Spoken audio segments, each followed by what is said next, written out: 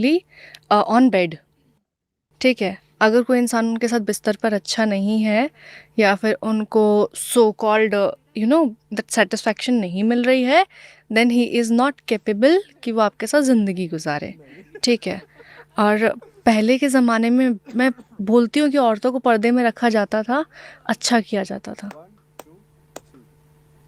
क्योंकि वो अपनी मर्यादा, अपनी इज्जत बचाना जानती थी।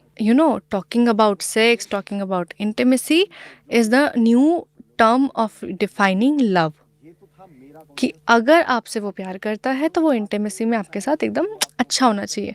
पहले के ज़माने में ऐसा नहीं होता था, इसलिए वो रिश्ते चलते थे। करेक्ट। अगर मैं लड़की हूँ ना, मैं गिनवाऊंगी, मैंने आज तुम्हारे लिए देखो इतना मेहनत किया, सुबह 5 बजे उठी, तुम्हारे लिए खाना बनाया, सबके लिए इतना मेहनत किया, झाड़ू किया, पोछा किया, मैं बाहर शॉपिंग करने के लिए चली गई, या फिर जो भी छोटी मोटी चीज़ें हैं मैं गिनवाऊंगी। आदमी कभी बोलेगा कि अपनी जॉब जाने के लिए मैं सुबह 5 बजे उठा, मैंने ट्रेन में धक्के खाए, मैं मेट्रो की लाइन में या बस की लाइन में खड़ा रहा, या फिर मेरे को सीट भी नहीं मिली। मैम बहुत बहुत स्वागत है आपका, कैसे हो आप? थैंक यू सो मच, मैं बहुत अच्छी हूँ, आप कैसे हैं? एकदम, मतलब आप आ गए हो तो अब जनता को वैसे पता तो लग गया कि आज ये क्या होने जा रहा है? तो आई थिंक बहुत अमेजिंग पॉडकास्ट होने वाला है आज का।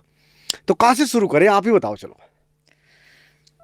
जो आई थिंक जनता ज़्यादा सुनना चाहती है उसी टॉपिक से शुरू करते हैं। ठीक है, तो उस टॉपिक को हम इस तरीके से जोड़ते हैं। अभी जैसे आपकी लेटेस्ट एक वीडियो बड़ी वायरल हुई थी, और हम जैसे मर्द, मतलब उसका दर्द, मर्दों का दर्द आपने समझा है, ठीक है, और वो ऑडियंस तक पहुंचा, और उसको ऑडियंस ने, मुझे लगता है, बहुत प्रेज किया है। लेकिन मैं उससे पहले जानना चाहता हूँ, जो लाइफ चेंज हुई थी, हम्म। जो इंसिडेंट हुआ था आपके और आदि के साथ में, ठीक है, क्या सीखा वहाँ से आपने? उसमें एक बड़ा प्यारा वर्ड बोला था कि प्यार जो होता है ना, वो तुम्हें संभाल लेता है अगर प्यार है। हम्म। तो यहीं से शुरू करते हैं, क्या लर्निंग रही आपकी? देखिए, बात वही है कि जब आपकी ज़िंदगी में या आपके घर में कोई भी ऐसी चीज़, ऐसा वाक़या होता है जो आप कभी कल्पना में नहीं करते हैं, और बुरे हाथ से ना कोई इंसान कभी सोचता नहीं है कि ऐसा मेरे साथ कभी होगा, और जब वो हो जाते हैं तो हमारे दिमाग में ये नहीं आता कि ये क्या हुआ। हम ये सोचते हैं कि अब इस चीज़ को रिपेयर कैसे करेंगे, ये जो राइट। डैमेज हुआ है इसको रिपेयर कैसे करेंगे। तो जब उसके बाद होता ना कि अपने आप एक सेंस ऑफ रिस्पॉन्सिबिलिटी आ गई कि यार, ये जो घर है ना, हमने इसको बहुत प्यार से बनाया था, लेकिन अब बात है हमारी इज्जत की। अब इसको हमें दोबारा से जोड़ना है, हमें बिखरी हुई चीज़ों को समेटना है। तो एक तो ये कि कितना भी बुरा वक्त हो, ज़िंदगी आपको संभाल लेती है। वो कहते हैं ना कि भगवान आपको मौके देता है बिकॉज़ आप डिज़र्व करते हो। भगवान आपको कोई भी सक्सेस या कोई भी चीज़ देता है बिकॉज़ आप डिज़र्व करते हो, और कोई भी चीज़ आपकी ज़िंदगी में होती है ताकि आप उससे कुछ सीख सको, राइट। और आपकी कैपेबिलिटी के हिसाब से ही भगवान आपको वो चीज़ें, होता है ना कि आपके ऊपर अगर कोई भार आ रहा है तो भगवान को पता है कि आप वो उठा सकते हो। वो वाक़या जो हुआ था, उसके बाद में मुझे बस यही था कि अब ये जो चीज़ हो गई है, इसके बाद मुझे अपना घर सँभालना है, अपनी ज़िंदगी को थोड़ा और बैलेंस लेके आना है, बिकॉज़ सब कुछ ही बदल जाता है। आपको सोचने समझ, हम बहुत अपनी ज़िंदगी में केयरफ्री जीते हैं। हमें ये होता है कि यार कुछ भी होगा बुरा हमारे साथ नहीं हो सकता, जिसके हम्म। साथ हो, ये हम इंसानों की फ़ितरत होती है कि हम कभी सोचते ही नहीं कि हमारे साथ कभी कुछ गलत होगा। करेक्ट। वो जब हो जाता है तो फिर समझ में आता है कि नहीं यार, ये जो ज़िंदगी है ये किसी की नहीं है। हम्म। ये जो किस्मत है इस पे किसी का ज़ोर नहीं है। ये आपको कभी भी कोई भी ऐसा लेसन सिखाने के लिए आपके दरवाजे पे दस्तक दे देगी जो आप शायद उसके लिए तैयार ना हो, लेकिन हो राइट। जाता है, सब हो हो जाता है। जाता है। उस इंसिडेंट से, उस वीडियो से मुझे कुछ कुछ चीज़ें ना बड़ी अच्छी लगी कि प्रॉब्लम कभी किसी को बताकर नहीं आती, जो भी आपने बोला। लेकिन मुझे लगता है कि कहीं ना कहीं अगर दो इंसानों को कोई चीज जोड़ती है तो वो, मुझे लगता है, वो प्यार ही है। ईगो कभी किसी इंसान को जोड़ नहीं सकती, नफरत कभी किसी इंसान को जोड़ नहीं सकती। एक प्यार ही है कि किसी भी कंडीशन में आप रहोगे अगर प्यार है तो। बिल्कुल। लेटेस्टली अभी मुकुल के साथ पॉडकास्ट किए थे, जो मैंने आपसे डिस्कस भी किया था, ठीक है। वो सिनेरियो था कि हमने वहां पे ब्रेकअप का डिस्कस किया। यहाँ पे मैं आपसे डिस्कस करूंगा कि रिश्तों को संभाला कैसे जाता है। आप एक लड़की हो, तो आपकी जस्ट अभी शादी हुई है, ठीक है? तो मुझे लगता है कि क्या-क्या एक औरत की रिस्पॉन्सिबिलिटीज़ होती हैं towards the family, towards their house, towards their, मतलब जब औरत शादी करके किसी घर में आती है तो बहुत सारी चीज़ें उसके लिए नई होती हैं। तो उन चीज़ों को कैसे मैनेज करा जाए? क्योंकि इन चीज़ों से आज की डेट में हर बंदा ये देख रहा है, रिश्ते में जुड़ने के बाद देख रहे हैं कि मैं ये चीज़ें नहीं सँभाल पाऊँगी, तो कहीं न कहीं रिश्ते ब्रेक हो रहे हैं। तो आज का जो हमारा टॉपिक है ना, वो यही है कि रिश्तों को कैसे सँभाला जाए?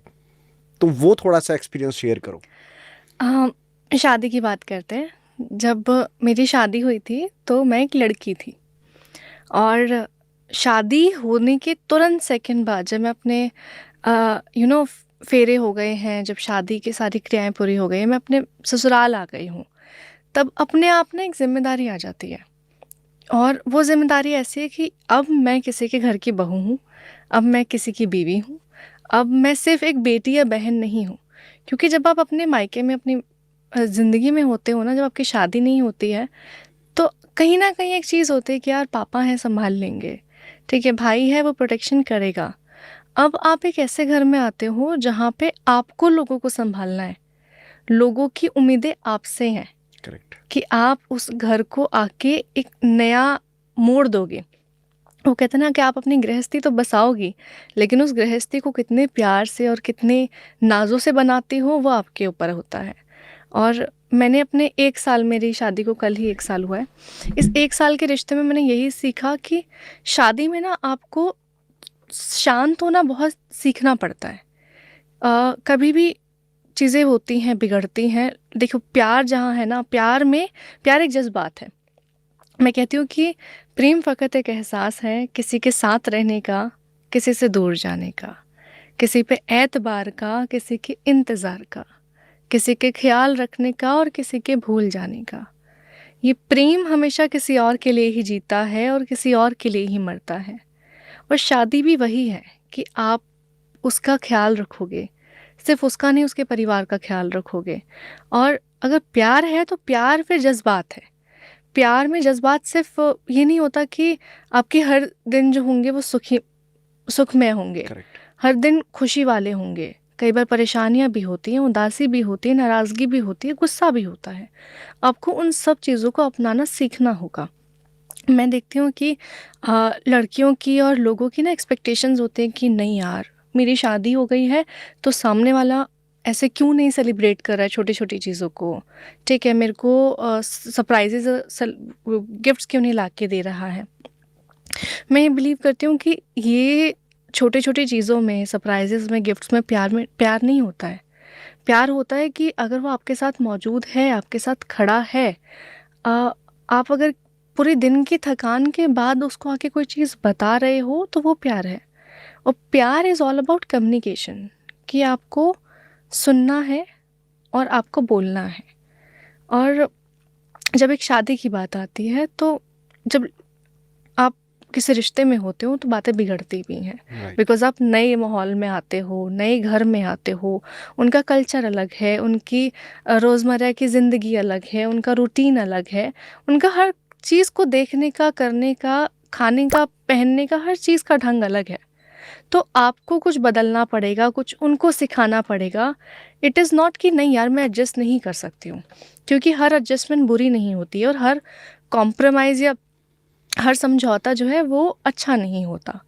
जहाँ पे आपको लग रहा है कि ये करने से आपके घर में सुख, शांति, खुशियाँ रहेंगी, चीज़ें सँभल सकती हैं, चीज़ें सुलझ सकती हैं, वहाँ पे आप शांत रहो। It is not necessary to have your last words in any argument. हर बहस में अपनी आखिरी बात रखना ज़रूरी नहीं होता है।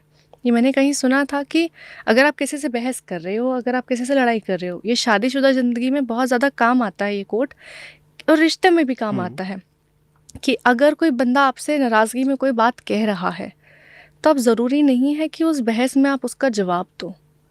एक बार उसकी सुन लो, उसकी समझ लो कि उसको क्या चीज़ बुरी लगी है, उसको क्या चीज़ परेशान कर रही है, क्या चीज़ खल रही है।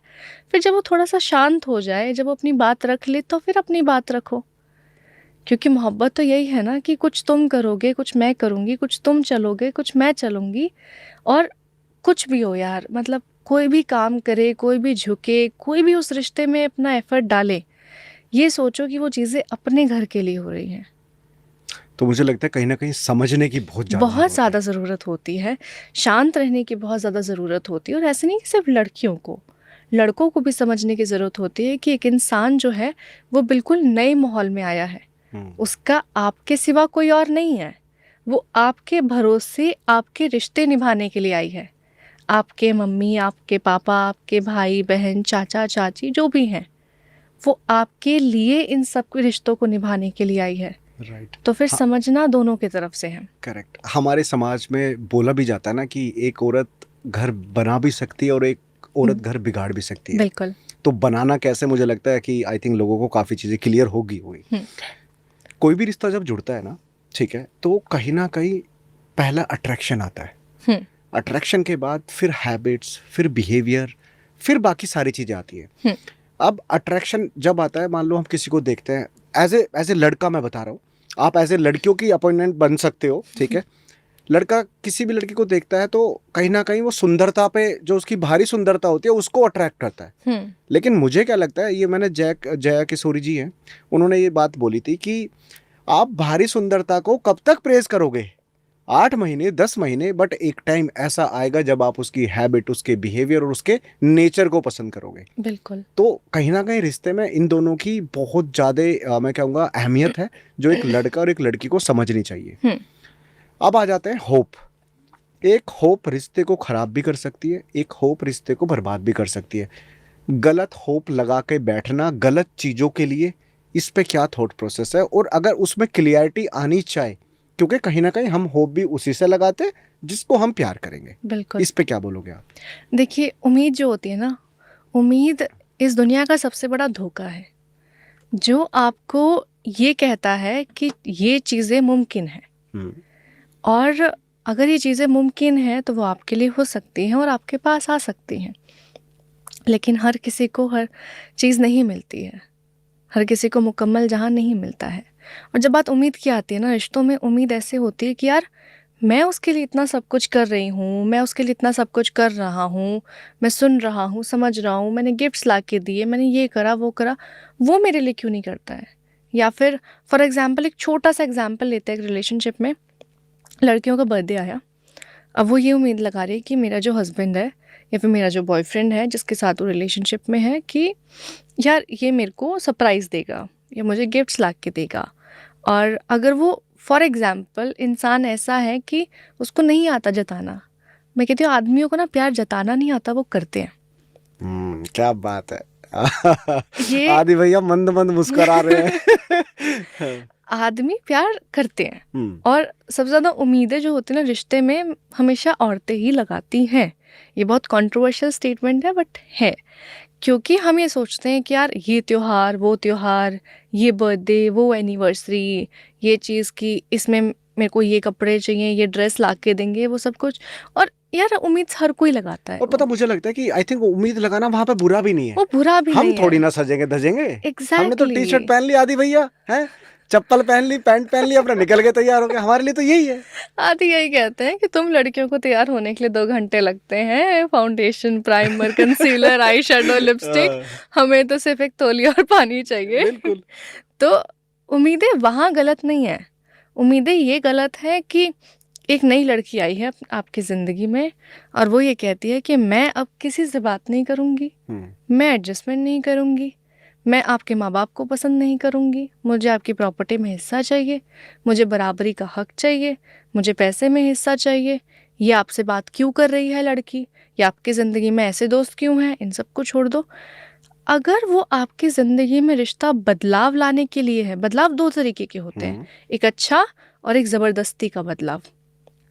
करेक्ट। ठीक है, बदलाव सिर्फ 2 ही होते हैं।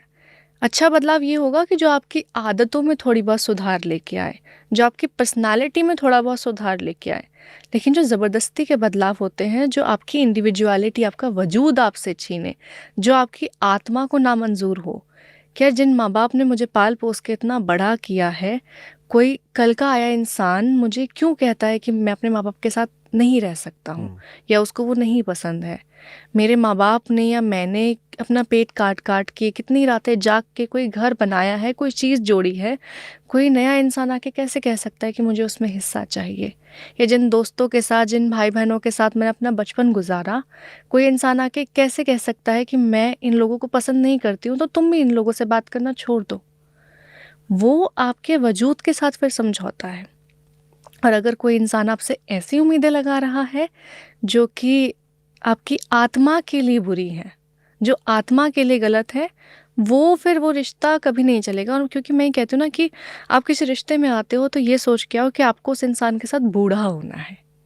जो आपने कहा कि भारी सुंदरता जो होती है वो हम देख के अट्रैक्ट होते हैं, लेकिन हम लोगों की बातों से और आदतों से प्यार करते हैं।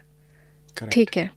और ये जो सूफी इश्क होता है, सबसे पहले यही होता है कि आप अट्रैक्ट होते हो, फिर उसकी आदत होती है, फिर आप उससे प्यार में पड़ते हो, फिर एक फेज़ ऐसा आता है जब आप एक रिलेशनशिप के ना वो होता है ना कि एक पॉइंट आता है, एक पड़ाव आता है जब सब चीज़ें न्यूट्रल हो जाती हैं।